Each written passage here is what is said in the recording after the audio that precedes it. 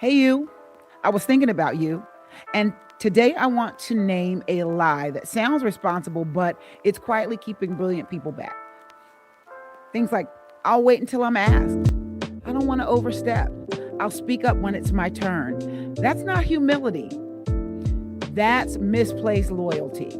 And today we're talking about why waiting for permission is not the same as being ready for leadership.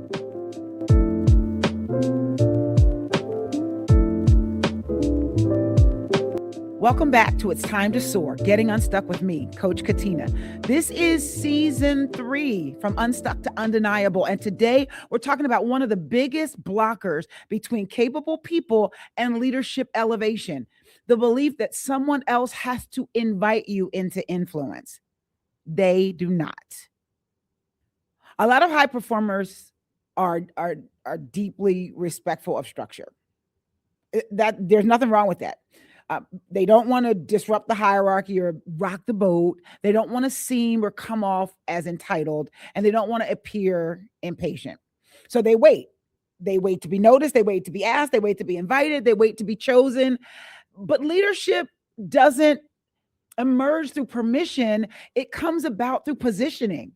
And when you quietly wait for somebody to ask you, they're not seeing you as being respectful. People don't see you as being respectful, respectfully waiting your turn. You are positioning yourself to be experienced as the periphery.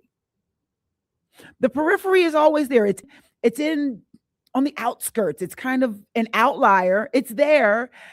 It's needful, I guess. Things that are right in front of you are positioned to get your attention, to command your attention. And that's the problem. Another problem, and I work with clients all the time, is when you see entitlement and maybe nepotism, and you see unfair practices, it makes you emotional. It makes you upset. It makes you frustrated. And how many of you have seen it? You've seen it, and you have seen people that were entitled, or they got something based off of entitlement or nepotism. And it's like, they didn't deserve it. And so how did that make you feel if you saw that? How does that make you feel? So we've got all these emotions, this angst, this frustration with when we see unfair practices, and we don't want to be associated with any of that. The problem is in our meaning making, the thing where our brain wants to make sense of what we see, we have sometimes misappropriated visibility and strategic visibility with entitlement. And what we need to do is separate the two and understand that when you are visible, you command attention. When you speak with authority and confidence, it gets the attention. It presents itself as leadership. But when we've grouped that along with entitlement and we shun or shy away from doing what we think is negative, then it's like we cut ourselves off from our own potential because we have a definition that's skewed. So what happens with people like that? They wait and they position themselves as being in the periphery. And it's time for you to come out of the periphery. It's time for you to move into authority. And this is not just my opinion. And even though I've seen it both ways, I've seen unfair practices and I've seen people wait because they're trying to be humble. This is not something that just came out of my lived experience. This is well documented. At Harvard Business Review and organizational psychology studies say that individuals that are perceived as proactive and initiative driven, those are the ones that are promoted faster than those who wait for formal approval, even when the performance levels are similar. Because you'll say something like, I'm just as good as the next guy. Why didn't I get selected? Why didn't they ask me? You ever hear somebody say that? Why didn't they ask me? I'm just as smart as them. We've got the same, credentials, blah, blah, blah. And what happens is the other person may have spoken up. The other person may have been more visible. And you want to make sure and just do a position check. Are you positioned to be seen, to be promoted, or are you in the periphery? And in other words, waiting your turn doesn't make you trustworthy. It makes you invisible. That's why you'll sometimes see people advance or get promoted that aren't more qualified than you. And that's frustrating. And we spoke about it in the last episode. You can choose to take a tantrum.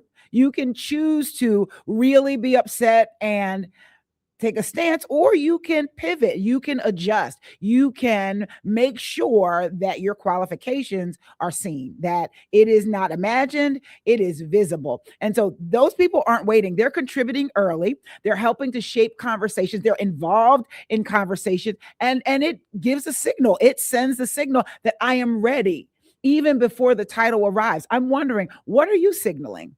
I want to make sure that all of your brilliance, your genius, your skill, the things you really bring to the table are readily available. And they're saying, hey, I'm ready for more. I'm ready for advancement. So I'm asking you, what are you signaling?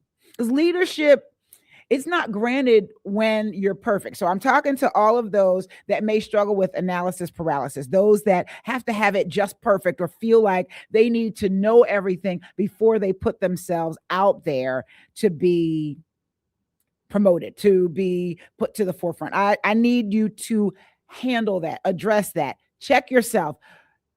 Perfectionism will have you miss opportunity, and then watch somebody with less skill, less ability, less authority to do what you are longing to do. In fact, it's almost selfish for you to hold back everything that you're holding on to because it's not perfect. Because what could happen is you could take us to a next level, but instead you're waiting. Instead, you're waiting for permission. So leadership isn't granted when it's perfect. It's recognized when your positioning makes it obvious. You know who it's obvious to that you're the greatest next best choice or the obvious next choice? Your inner circle, because that's who you leave the meetings and you bounce your ideas off. The I would have said, I should have said, I could have said, I was thinking. You bounce those ideas off of your inner circle, your trusted one or two or a group, and they, your peers, or they, the ones who hear you, see you, they do just that. You let them see you, you let them hear you, and they are saying, yeah, you could have said that. That was much better than what was said. But instead, meeting after meeting, opportunity after opportunity, problem after problem, you sit with the solution and you're tweaking it in your mind. You're making it just right for just the right opportunity. Or if they ask, if they call on me, this is what I'll say. I remember sitting next to someone in a meeting, and she would, and this was the era of like the Franklin Planner and the bound meeting journal, and she's writing notes before the meeting gets started. She's writing down, and I'm saying, what is that? If they call on me, I want to have an answer ready. So she's already showing leadership by thinking ahead of the problems, the situations, the circumstances, right? She's already got a solution in mind. She's got ideas. Like, she is feverishly writing, and we're just 5 minutes early for the meeting. We're ahead of time. Sometimes she even came with them printed out. So she's already forward thinking, and this is a just in case list. Yeah, she's sitting there waiting just in case somebody calls on me, just in case they ask me, just in case it comes up. It's on the agenda. It's going to come up. If it's not on the agenda, you've seen it as a problem, present it, raise it, make the suggestion, put it out there. But instead, she's formulating it in her mind, and just in case they ask. Well, listen, I want to speak to any of you who are a just in case person. I want you to start practicing putting your ideas out there. And for some of you that are struggling, and this is work that we do in our imposter syndrome coaching, some of you struggle with feeling like you belong or have a right to say what you're going to say. So in meetings, that takes a while for you to present them. So send an email, reply to the agenda, say, I love this. I was thinking about this, and here are 3 bullets that ran across my mind. Tell me what you think. I want you to start somewhere. I want you to get out of the group chat. I want you to get out of the group chat. I want you to move from your inner circle dialogue, your water cooler conversation, and move it to mainstream, because your ideas matter. They're really good. Your thoughts matter. Your perspective matters, and it's different than everybody else around the table. It's time. So what happens when this person, my old colleague, when the leader comes in and they are going through the agenda and someone else speaks up, I'm looking at her like, we've got all these, we've got this page of notes. What are we doing? And she didn't say it. And I questioned her afterwards. I'm like, what did we talk about? You had all those notes and all those ideas. Well, somebody else said it was already handled. And so I wasn't a coach then, but I'm a coach now. So I'm going to ask, if that's you, that if someone else brings it up and the team seems to move with it, or the momentum goes in that direction, what makes you not say what your idea is? Hear me. You have a perspective that hasn't been brought up. You have some thoughts. You can add to it. Why did it not make it out of your journal, out of your agenda, out of your personal notes? If someone has something that they want to say and they say it, you too have a right to say, excuse me, I know we've moved on, but I want to put a pin in and throw an idea out for XYZ. Here it is. And just say it. What happens is you can create a necessary pivot. You can enhance the idea. And best of all, even if your idea is not taken, you, with confidence, presenting your idea signals to the room, I have thoughts.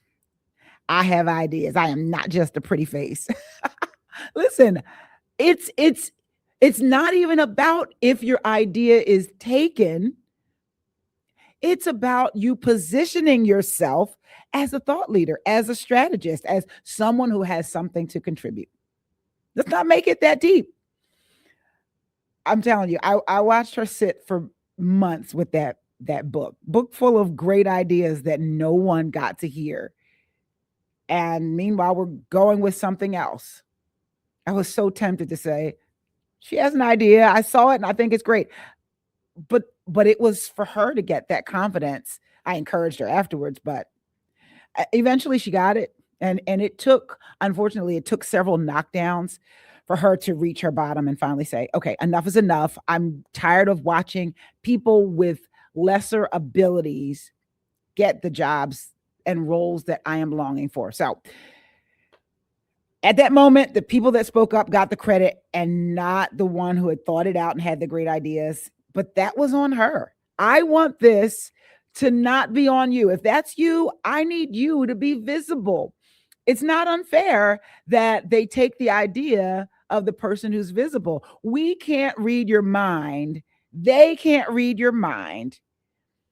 It's not about the best idea. It's about the most visible one. And that's not unfair. That's how positioning works. So I ask you again, how are you positioned?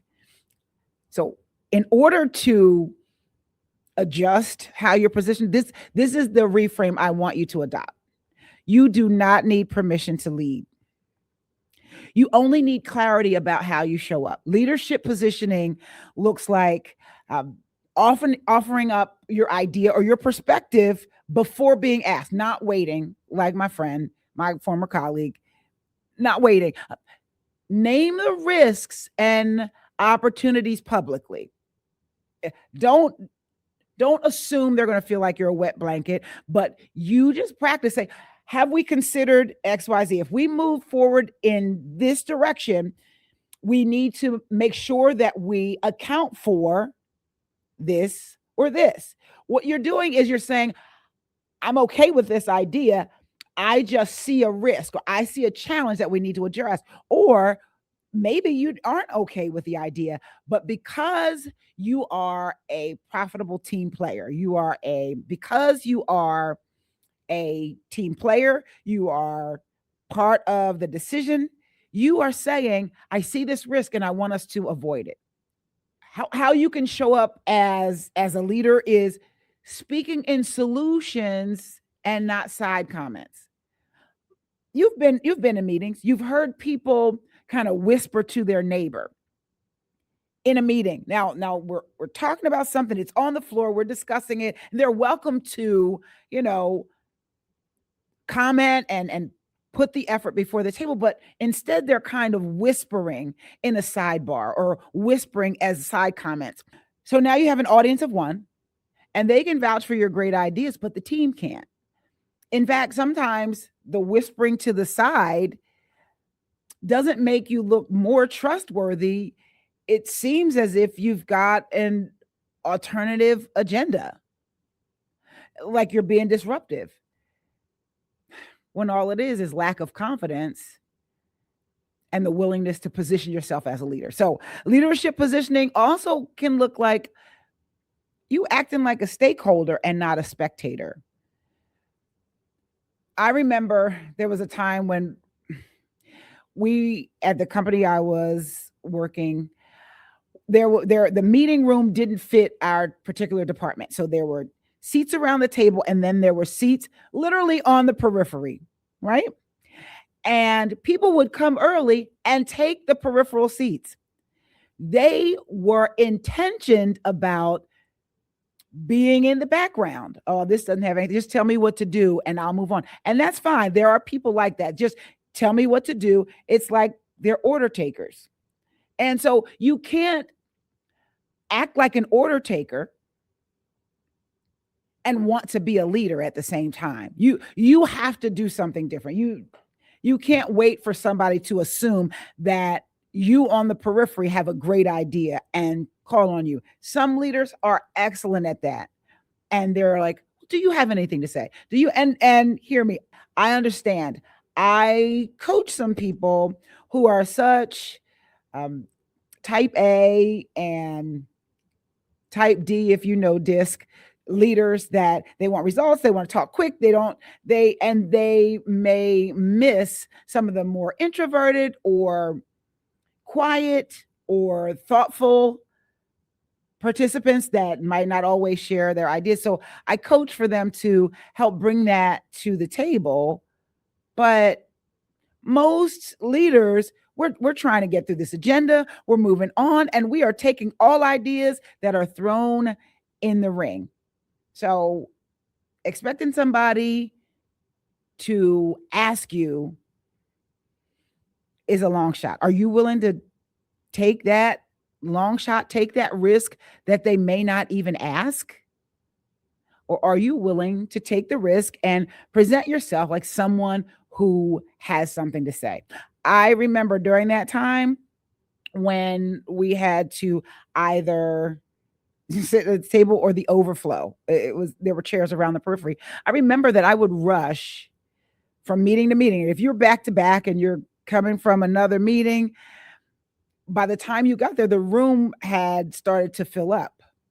I would pull up a chair to the table. It's not about ego. It's about responsibility. I'm carrying something. I'm carrying experience. I'm carrying ideas. I'm carrying innovation, creativity, and expertise. And even if it is not the only idea in the room, it's a valid idea. And it's not about my ego. It's about responsibility. Because remember, talent gets you in the room, but positioning decides what happens next. And positioning yourself as someone who waits guarantees that you will keep waiting. I got to a point in my career where I was not willing to wait. And so I'm asking you, I want you to try this shift. Instead of approaching a conversation or asking, is it okay if instead, I want you to start asking, what would move this forward? Instead of waiting for permission, practice purposeful presence. Leadership doesn't require approval, it requires intention.